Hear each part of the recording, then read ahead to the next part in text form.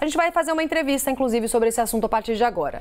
Vamos conversar ao vivo com o engenheiro Vinícius Marchesi, ele que é diretor do CREA São Paulo.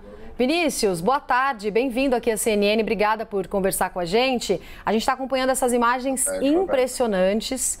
O que é que dá para afirmar neste momento sobre o acidente com a obra do metrô, Vinícius? Mais cedo as autoridades chegaram a afirmar que seria algo com o tatuzão, a máquina de perfuração, que teria estourado. Até pelo que a gente já acompanhou em outros acidentes que aconteceram em obras importantes aqui da cidade de São Paulo, o que pode ter acontecido exatamente? Bem-vindo. Obrigado, Roberta. Realmente, assim, a gente já descarta algumas situações, né? No primeiro momento havia ali a preocupação de uma eventual colisão do tatuzão ali com a adutora. Até se cogitou ali que o tatuzão teria chegado ali teria atingido o leito do rio, né? Acho que também isso aí já está descartado pelas falas das próprias autoridades, do próprio secretário. E o que a gente tem de informação mais concreta é que realmente ali houve um desabamento, né? Provavelmente movido ali pelo acúmulo das chuvas nos últimos dias. Houve ali uma mudança de realidade naquela situação. Realmente as chuvas elas estão acima do previsto. E aí houve um desabamento. Esse desabamento daquele ponto ali, houve a ruptura da adutora de esgoto ali. O próprio engenheiro da Sabesp também veio a público falar a respeito da situação. E acho que e aí o desdobramento desse rompimento dessa adutora foi essa imagem que a gente está acompanhando, essa cratera desse tamanho, que realmente assusta demais. Sim, com certeza, Vinícius. E até pelo tamanho da cratera, pela extensão dela no asfalto, a gente fica imaginando que vai ser impossível reabrir essa área da marginal do Rio Tietê nos próximos dias. Até porque tem comprometimento, né? Pode comprometer ali uma outra parte da pista. Dá para a gente fazer essa avaliação? Sem dúvida. Acho que os próximos dias aí eles são para a gente entender o que ocorreu e se realmente está estabilizado, né? Até pouco tempo, ouvindo ali o engenheiro da Sabesp, eles estavam num processo ainda de interrupção do fluxo da adutora que estava rompida. Então, até a última informação, a gente não tinha nem ainda a interrupção do fluxo da adutora, ou seja, continua vazando água naquela adutora rompida. Então, primeiro é um processo ali de estabilização, de acompanhamento, se não vai acontecer mais nada ali, precisa de uma perícia para avaliar solo, para avaliar se nenhuma estrutura ali foi danificada, e a partir dessa perícia se montar um planejamento e uma recuperação da área. Sim, dá para a gente comparar essa cratera, esse acidente com outros que a gente teve nos últimos anos aqui na cidade, Vinícius? Olha, Roberta, por um motivo não, a gente não teve vítimas, né? Esse é o ponto mais importante dessa situação. Então houve ali realmente um caso nessa situação, apesar do acidente, graças a Deus ninguém se feriu, não houve consequências mais graves para pessoas, para a vida das pessoas, né? Então, no outro acidente que a gente teve aqui na linha Pinheiros, a gente teve ali 7 mortes na ocasião, infelizmente. Vinícius, a Tainá Falcão tem perguntas para você também. Vem, Tainá. Oi, Vinícius, tudo bem? Eu estava retomando aqui a entrevista que foi dada mais cedo pelo governador João Dória, ao lado de representantes da Acciona, da CET e da Sabesp. Um ponto que foi levantado por eles, e eu acho que você pode explicar melhor tecnicamente o que isso significa, se não fosse o acidente dessa forma, se não tivesse atingido a coletora da Sabesp, poderia ter sido pior. Em que circunstâncias, Vinícius? O que essa fala significa?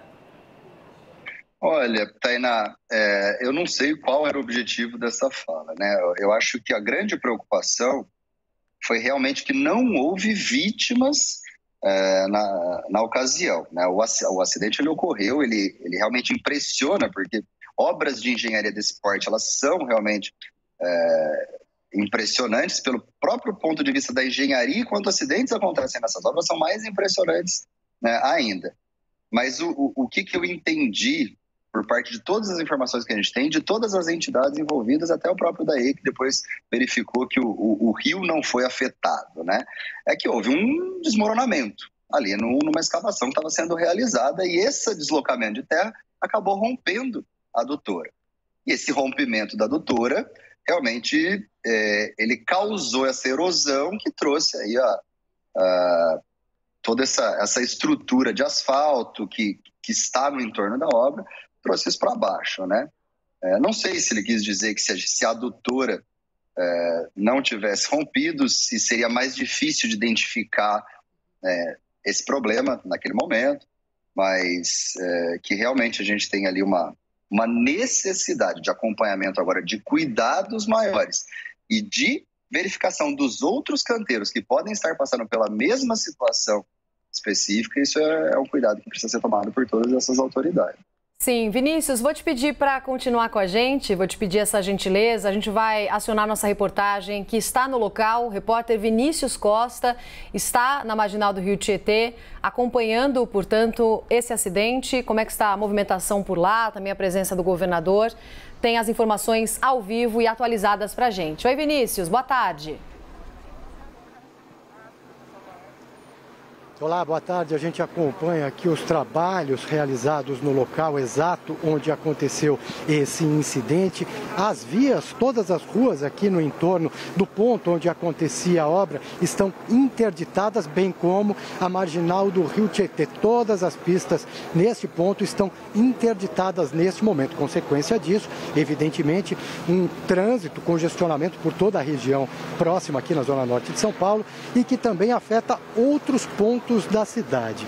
O governador do estado, João Dória, esteve aqui um pouco mais cedo e já anunciou a possibilidade de um plano emergencial para a recuperação das pistas, da pista que acabou sofrendo com esse incidente, para que seja restabelecida o quanto antes possível. A Defesa Civil também monitora aqui os imóveis na região. Até então, nenhum imóvel foi interditado, não há interdição, exceto do local do canteiro de obras.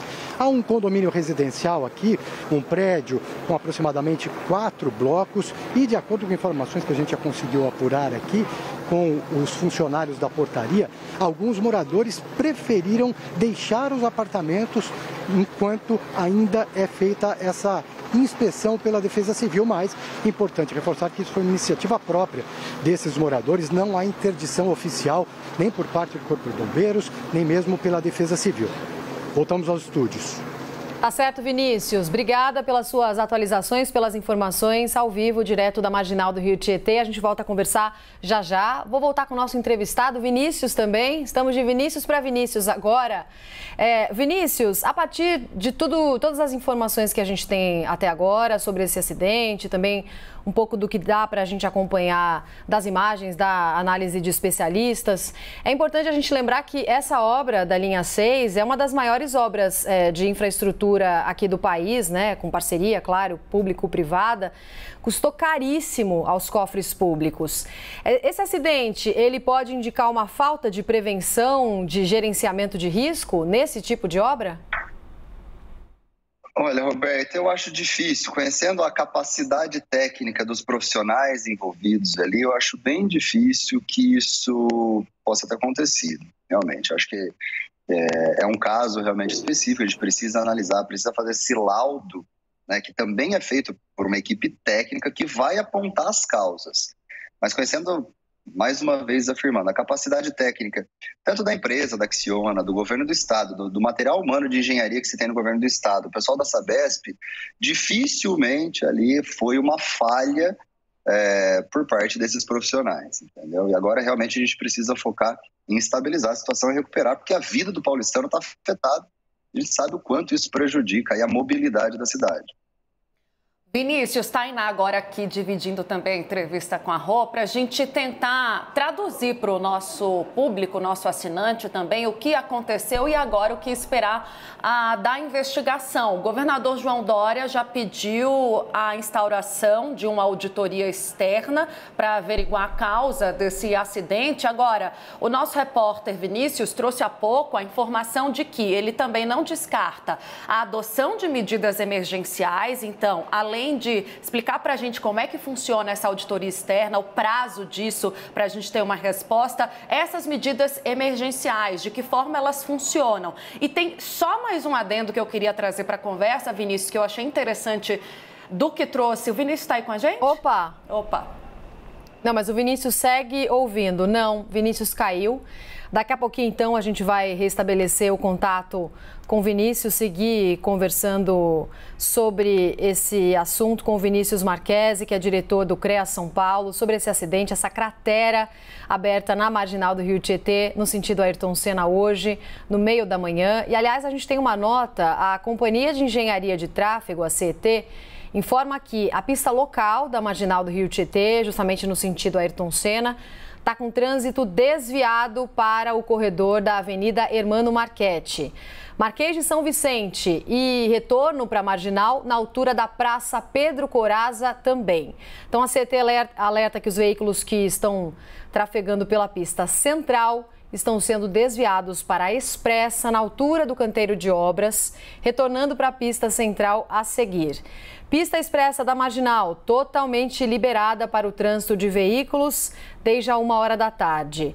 Os veículos que vêm da Dutra, vêm da Fernão Dias ou então da Rodovia dos Bandeirantes, Anhanguera, Castelo Branco, estão sendo direcionados para o Rodoanel e ao mini anel viário formado pela Salim Faramaluf, Avenida Luiz Inácio de Anhanha Melo, Avenida das Juntas Provisórias, Presidente Tancredo Neves e também para a Avenida dos Bandeirantes. Quem vem das rodovias tenta entrar pela marginal, vai então ser desviado. Entrada da cidade de São Paulo com desvio. Informação muito importante.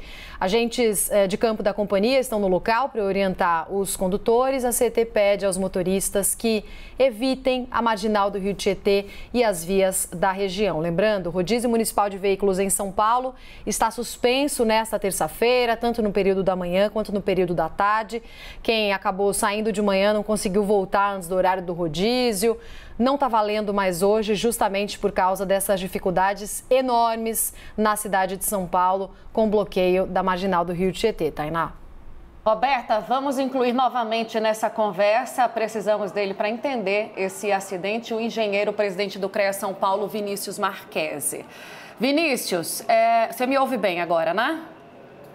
Escuto. Beleza. Bom, a gente estava falando dessa auditoria e das apurações que serão necessárias. Eu queria que você explicasse prazos, né, e o que a gente pode esperar nesse sentido, além das medidas emergenciais que podem ser tomadas pelo governo de São Paulo, que foram já anunciadas, ainda sem muitos detalhes.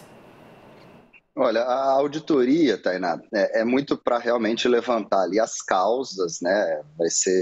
Com certeza vai ser exigido um laudo técnico para apontar as causas do acontecimento, até porque, como você disse, é uma obra que tem um custo e esse custo ele é dinheiro público, né? Apesar de ser uma parceria público-privada, então a gente não pode deixar de, caso tenha algum responsável, de responsabilizar, né? Essa é uma situação, é uma frente. A outra frente é, com base nos laudos técnicos, propor um plano de recuperação e de reestabelecimento da normalidade ali, que aí depende muito da opção administrativa. Se for decretada o caráter emergencial, a gente tem ali um prazo realmente menor para a execução disso aí, devido realmente à urgência, à necessidade do reestabelecimento da normalidade. Então, acho que essas duas frentes acho que serão as adotadas daqui para frente. Mas sempre com base numa análise técnica, porque só a partir daí a gente consegue saber de prazo, de custo, e de período e da abrangência do desdobramento aí do impacto no entorno. Sim. Agora, Vinícius, como é que seria feita, para a gente entender a parte técnica também, como é que seria feita essa parte de reconstrução ali do asfalto para que, enfim, a marginal voltasse a funcionar? Quanto tempo pode durar uma obra como essa? Olha, Roberta, pelo que eu acompanhei aí dos profissionais que estão à frente, né, de toda essa situação, das entidades que estão próximas, provavelmente eles vão chamar o IPT, né, que tem uma capacidade técnica assim, excepcional, e acho que com base nessa análise do IPT que a gente vai conseguir falar sobre prazos e do que vai ser feito, né? Eu escutei o Vinícius ali, o repórter que está em loco, falando ali do entorno, que não foi ali, o entorno não foi evacuado, não houve um desdobramento muito grande, tem próximo ali, tem um conjunto com 4 blocos, apesar de algumas famílias tomarem a decisão ali de não estar naquele momento ali.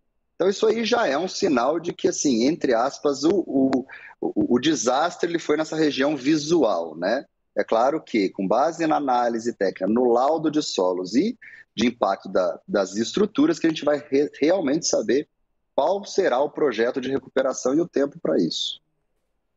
Eu ia seguir nessa linha mesmo, Vinícius. Quando a gente estava conversando antes aqui do probleminha técnico, eu ia te perguntar se era necessário mesmo a saída dessas famílias desses prédios, porque pelo que eu entendi que o Vinícius Costa, o nosso repórter, trouxe, não houve uma orientação da Defesa Civil. E aí eu te pergunto se um acidente como esse seria capaz de causar danos nos edifícios vizinhos, próximos. Olha, se a Defesa Civil, que é o órgão competente ali para fazer essa análise, que foi lá com a equipe técnica, não fez essa orientação, muito provavelmente a não realização dessa orientação está baseada numa análise técnica já realizada por parte da Defesa Civil. Então a gente sempre tem que seguir o órgão competente com base na análise técnica realizada por esse órgão competente. Então, se não houve, eu acredito muito ali na frente, na Defesa Civil, para desenvolver e para recomendar o que precisa na região. Sim. Agora, Vinícius, só para a gente entender um pouco melhor e também conseguir traduzir exatamente o que aconteceu para esse resultado que a gente vê com a imagem tão impressionante na nossa tela, na maior cidade do país, nessa avenida tão importante, de escoamento aí do trânsito para tantas regiões também muito relevantes na capital paulista, mas saída da cidade de São Paulo também. Se de fato foi esse rompimento de uma coletora de esgoto, isso pode ter sido causado, como você estava explicando, pela chuva mais forte que atingiu todo o estado de São Paulo ao longo do fim de semana e não foi diferente na capital paulista. Mas é só? O que mais poderia acontecer nesse contexto para esse rompimento e uma cratera tão grande sendo aberta nesse local?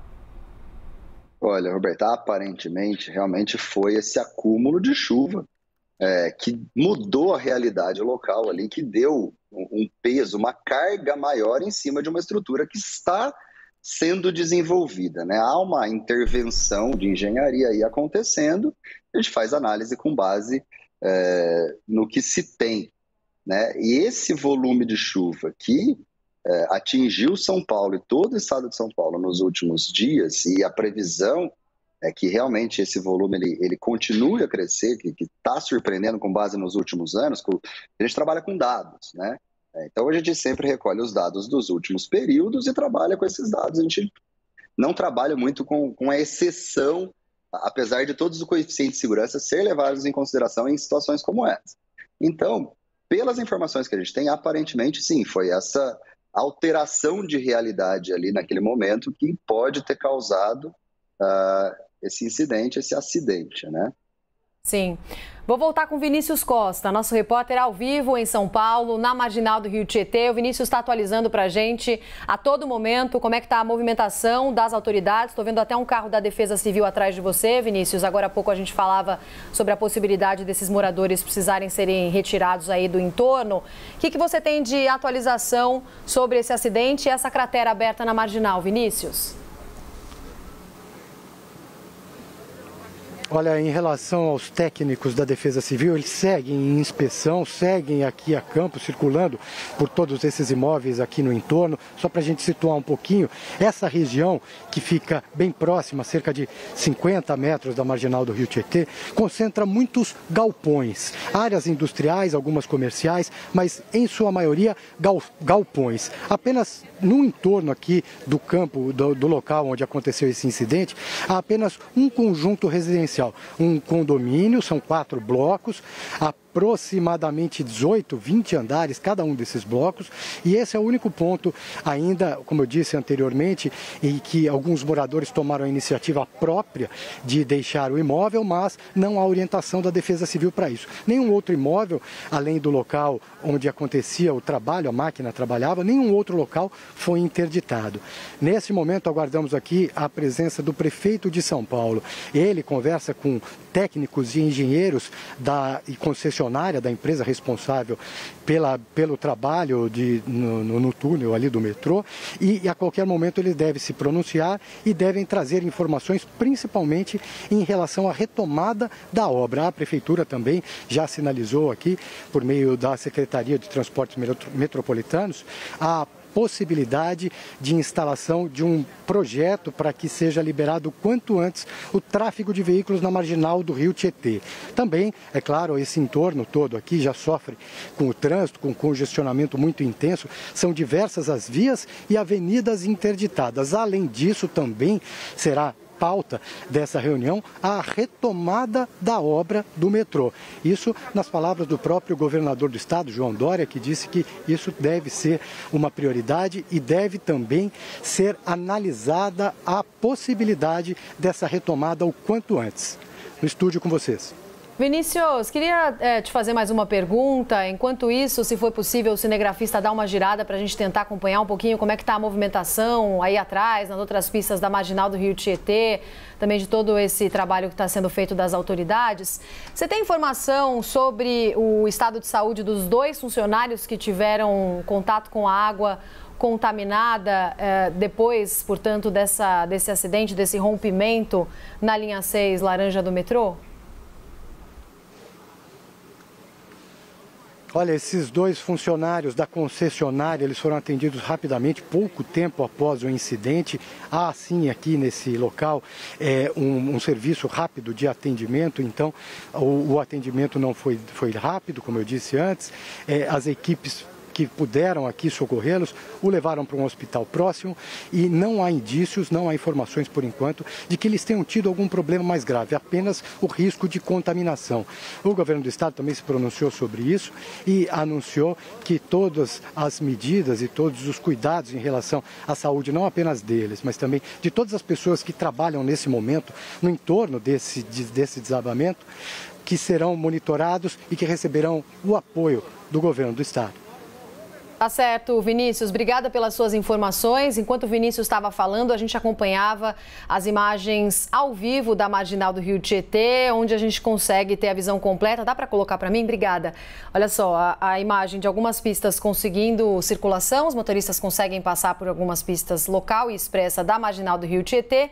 E, claro, a área ali onde o asfalto cedeu, completamente fechada, bloqueada, sem qualquer previsão para reabertura.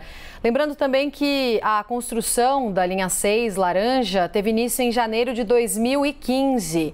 Aí, um ano depois, em setembro de 2016, houve paralisação integral dessas obras, alegando dificuldades de financiamento. Depois, em 2020, as obras foram retomadas.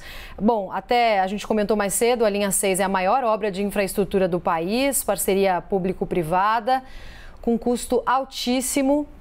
A gente vai seguir acompanhando agora as investigações sobre esse caso e também o desbloqueio ali, o bloqueio todo que está sendo feito na região. Vamos voltar a conversar com o especialista, o Vinícius, que está aqui com a gente conversando sobre esse assunto. Vinícius, a gente estava falando sobre todo o entorno ali da região, alguns prédios, algumas estruturas também da própria marginal. Quer dizer, esse acidente pode ter comprometido a estrutura da via como um todo? A gente pode ter interdições também em outras regiões da marginal, por ser uma via tão importante da cidade de São Paulo e do país, Vinícius? Olha, Roberta, essa análise, né, essa perícia que vai ser realizada pelo profissional, ela vai dizer exatamente qual foi o tamanho aí da consequência do acontecimento, né? Que a gente tem aí visualmente um estrago considerável. Você pega aí até onde está interditado, até onde está passando ali a faixa de interdição laranja junto com os cones ali, é uma área bem considerável. Você está indo bem próximo ali do leito do rio, né? Então a gente já tem um impacto grande ali, consequência desse acontecimento. Ô Vinícius, está aí na Falcão agora novamente aqui, a gente está se dividindo. Para você, eu queria também que você respondesse a gente sobre as responsabilidades, para a gente entender. Várias pessoas estavam ali naquela coletiva improvisada pelo governador João Dória. Tinha representantes da Acciona, que é a concessionária responsável, né, pela obra, Sabesp, CT cuidando do trânsito e o próprio governador. Falei há pouco com o prefeito Ricardo Nunes, que também saiu do local há poucos minutos. De quem é a responsabilidade, Vinícius, de cobrar e de arrumar a esse acidente que a gente está acompanhando aí agora nas imagens? Arrumar, no caso, com as medidas emergenciais e apresentar as respostas que a gente busca. Olha, Tainá, agora falando aqui um pouco do ponto de vista administrativo do Conselho, né, do CREA São Paulo. A gente faz todo esse levantamento para saber quem são os responsáveis técnicos que estão à frente de qualquer atividade, independente se é engenharia civil, como é o caso, mas de qualquer atividade técnica das profissões que a gente cuida.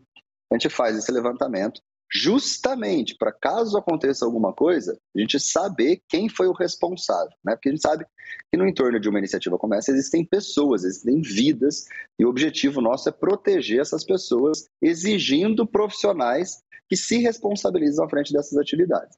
Então, do ponto de vista aqui nosso, do Conselho, né, nós já abrimos um processo administrativo, a gente está recolhendo todas as informações com relação às responsabilidades técnicas dessa iniciativa, e a partir daí a gente consegue realmente responder com mais assertividade quem estava à frente naquele momento, ou que era responsável por aquela iniciativa nesse momento, né?